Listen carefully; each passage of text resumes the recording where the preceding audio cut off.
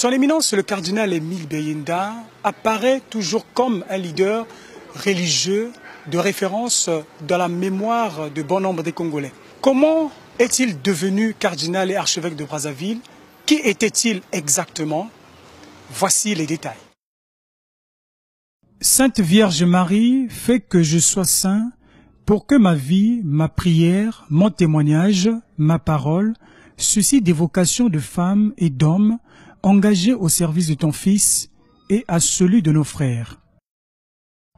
Lorsqu'il fait cette prière, son Éminence le cardinal Émile Biayenda ignore que dans la trentaine des jours qui suivent, il trouvera la mort après avoir trôné de 1973 à 1977 comme père spirituel des catholiques du Congo et premier représentant du Vatican dans le pays. Son histoire commence en 1927 au village Malela Bombe, l'actuel Mpangala, dans le district de Kindamba, département du Pôle. Il est né dans le sud d'un Congo sous la colonisation, fils de Tata Semo et de Mama Biyela. La première chose que je peux dire du cardinal, c'est l'humilité, la simplicité et puis la joie d'être prêtre. La joie aussi de nous encourager à devenir des religieuses vraiment dignes de ce nom. C'était quelqu'un qui était humble, qui ne cherchait pas les grandeurs, parce qu'il y en a quand ils ont une fonction, ils le font sentir, mais pas lui. C'est dans les écoles catholiques de Kindamba, dans le sud du Congo, et à Bundi, au nord du Congo, que le petit Émile fait ses études primaires entre 1935 et 1950. Il intègre ensuite le petit séminaire Saint-Paul de Mbamou. Après des études de philosophie et de théologie au grand séminaire Liberman de Brazzaville, de 1950 à 1958, il est ordonné prêtre le 26 octobre 1958 par Monseigneur Michel Bernard. 1959, une année avant l'indépendance de la République du Congo, l'abbé Émile Biayenda débute sa vie sacerdotale sous le signe de l'obéissance à la paroisse Sainte-Marie de Windsé, débaptisée paroisse Notre-Dame des Victoires. 3 ans après, il est transféré à la paroisse Saint-Jean-Marie Vianney de Mouleke, où il poursuit son ministère jusqu'en 1965. Vouant son apostolat à la Vierge Marie, le prêtre est un homme proche du peuple. Des foules impressionnantes se rassemblent pour l'écouter. Un succès tel que sa popularité le coûtera cher. Il est incarcéré en 1964. Il sera torturé. C'est quand même un pasteur qui a beaucoup souffert. En ce temps-là, c'était le triomphalisme du marxisme-léninisme. Et beaucoup de discrédits ont été jetés sur lui, si bien qu'il avait été emprisonné et il avait été torturé, ça tout le monde le sait. Il est alors responsable diocésain de la Légion de Marie, un des groupements de l'Église catholique qui compte des milliers de membres. Entre 1965 et 1969, l'abbé Émile Biayenda séjourne en France. Il y effectue des études de sociologie et de théologie dans les facultés catholiques de Lyon. Il termine cette formation avec une licence en théologie et un doctorat en sociologie. Mai 1969, à son retour au Congo, à 42 ans, l'abbé Émile Biayenda est nommé vicaire à la paroisse Saint-Esprit de Mungali.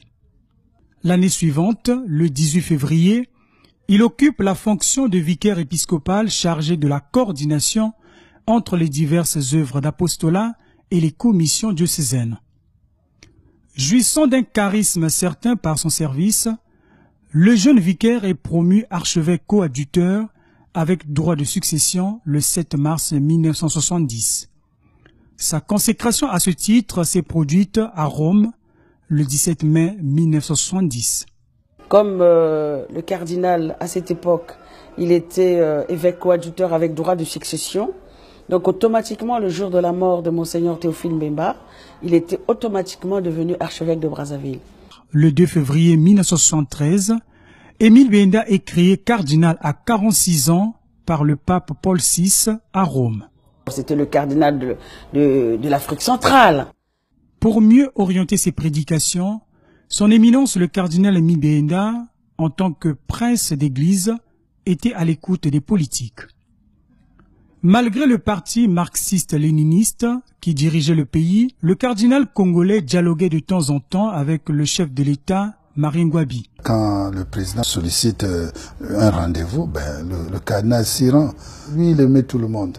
C'est un pasteur, donc sa maison était ouverte à tout le monde. Étant quand même cardinal de l'Afrique centrale, et vous voyez quand même qu'il y a une relation entre le Vatican et le monde entier, donc automatiquement, étant le père spirituel d'une nation, c'est tout à fait normal qu'ils soient des prêtres, chefs de l'État ou quoi, qu'ils le sollicitent, qu'ils soient en relation d'amour, de paix avec eux.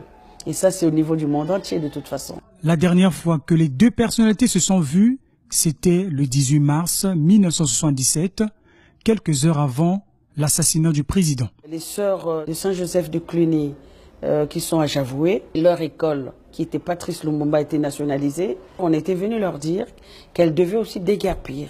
Les religieuses sont allées voir le cardinal, qu'on voulait les faire sortir. 3 religieuses, Monseigneur Badila et le cardinal lui-même, ils sont partis voir le chef de l'État. Et après cet entretien, le président leur avait dit que les sœurs resteraient là où elles sont, qu'il n'y avait pas l'intention de les faire déguerpir de là où elles étaient. Donc vraiment, c'était dans la joie et la paix qu'ils ont quitté le président, Marien Ngouabi. Quelques heures après, le président a été assassiné. Le dernier message, après la mort du président Marien Ngouabi, il avait écrit à tous les chrétiens, à tous les croyants, du nord, du sud, de l'est et de l'ouest, nous voulons un climat de paix. Exactement 4 jours après la mort du chef d'État, le 22 mars 1977 à 17 h, le cardinal Émile Biaenda est enlevé à la cathédrale Sacré-Cœur de Brazzaville par des hommes en uniforme. À tous nos frères croyants du nord, du centre et du sud, nous demandons beaucoup de calme, de fraternité et de confiance en Dieu, Père de toute race et de toute tribu, afin qu'aucun geste déraisonnable ne puisse compromettre un climat de paix que nous souhaitons tous. C'est le message que laisse le cardinal à l'abbé Louis Badila lorsqu'il est emmené. Du 18 mars, où le président était assassiné, au 22, il y avait maintenant un bruit qui circulait. Vraiment, il y aura peut-être quelque chose de fâcheux qui arriverait au cardinal, parce qu'ils étaient avec les sœurs les derniers à aller voir le président. Il va être pris, on va l'amener, c'est tout ce qu'on savait. Mais personne ne pouvait penser qu'on allait arriver à un tel désastre ou un tel drame. Il y avait des gens qui allaient lui dire de quitter le pays, il y avait des religieux qui allaient lui dire de quitter le pays, etc. Mais le cardinal avait dit non, moi je ne peux pas quitter le pays, j'y suis, j'y reste. Et je ne peux pas laisser mon clergé, je ne peux pas laisser mes religieux, mes chrétiens pour fuir, je ne peux pas, j'y suis et j'y reste. 2 jours plus tard, le corps sans vie de son éminence, le cardinal Émile Biaenda, est retrouvé inhumé sur une colline dans la banlieue nord de Brazzaville qui porte depuis son nom. Ça a été un sentiment de révolte d'abord, un sentiment de révolte et des sentiments vraiment de tristesse. C'était des temps difficiles, hein, il faut dire. Son corps avec toute la terre du Congo collée à son sang, c'est émouvant de voir cela. Moi, j'étais directeur à Mbamou. J'avais accompagné les séminaristes qui étaient venus en vacances ici à Brazzaville. Cette nouvelle nous parvient. Évidemment, c'est une nouvelle qui nous a déchiré le cœur. C'est moi qui m'occupais du linge sacré du cardinal, parce que nous étions formés, nous, par les filles de la charité de Saint-Vincent de Paul, que le cardinal avait fait venir pour notre éducation spirituelle. Vous pouvez imaginer, étant jeune religieuse, ce que nous avons ressenti. Je suis venu ici à l'archevêché. Et on était là devant la stèle de Monseigneur Ogouar, on faisait des réflexions avec les abbés Viendou. Vraiment, on dit, mais on n'en revenait pas, mais qu'est-ce qui s'est passé pour qu'un prêtre comme ça, un prélat, qui a tout un monde derrière lui, puisse être saisi comme ça et puis être tué. Donc on avait perdu non seulement un père, je peux dire le seul cardinal de l'Afrique centrale, un cardinal, un papa, enfin tout ce que vous pouvez décrire. Donc on était vraiment, vraiment bouleversés.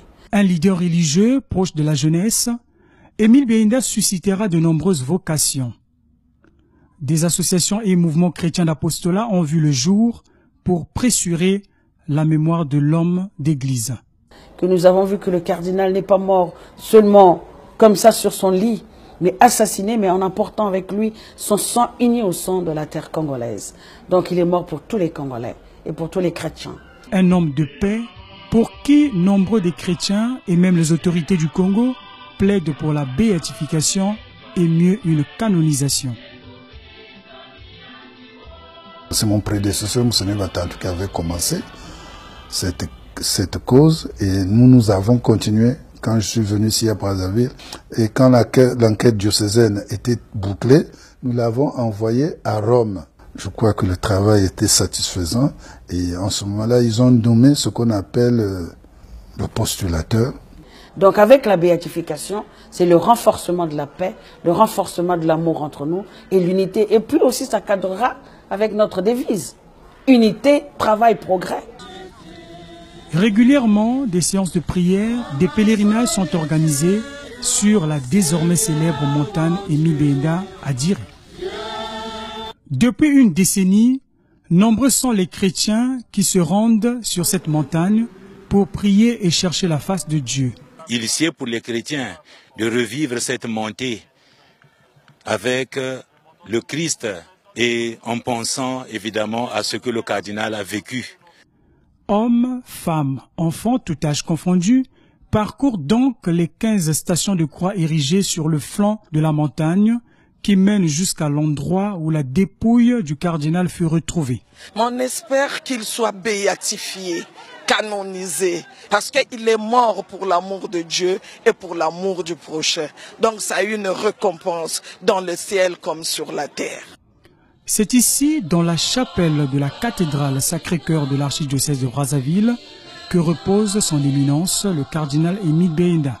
Lors de sa visite dans la capitale congolaise, en février 2017, le secrétaire d'État du Vatican, Pietro Parolin, s'est incliné devant la tombe de l'illustre prince d'église.